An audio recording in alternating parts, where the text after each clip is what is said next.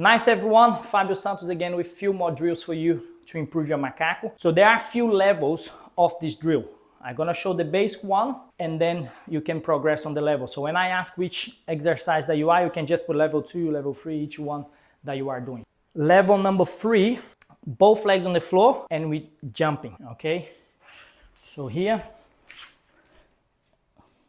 down, here, I'm gonna drop, jump. I want you to stay on your shoulder as much as you can.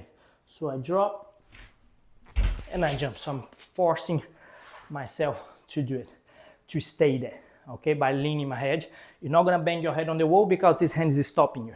Send the video, record sideways ideally, practice both ways.